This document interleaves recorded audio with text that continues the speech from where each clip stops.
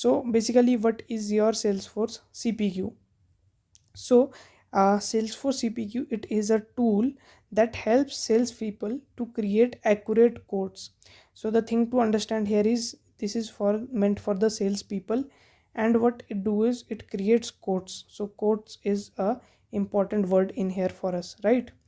Now it is an assistant, so we can assume that this is an assistant that helps us in configuring the products. C stands for configure, that is configuring products means choosing the right items to include.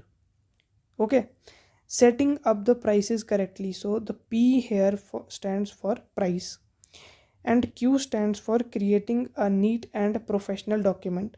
But how it is related to Q? Because Q stands for your quotes, right?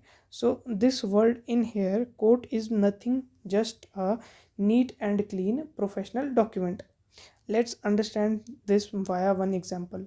So let's suppose you went to a store to buy a computer, and the salesperson offered a range of accessories like mouse, keyboard, some screen protectors with this computer, right? So what in here CPQ comes is like it is the behind the scenes. It ensures that the salesperson only chooses those items that are compatible with your computer model that you picked, right? It knows any special prices or discounts that should be applied to you, right? Also it provides a final summary of the things that whatever you have bought. You have, let's suppose you bought a keyboard, you bought a mouse, and what are the discounts they have provided to you on these items, right?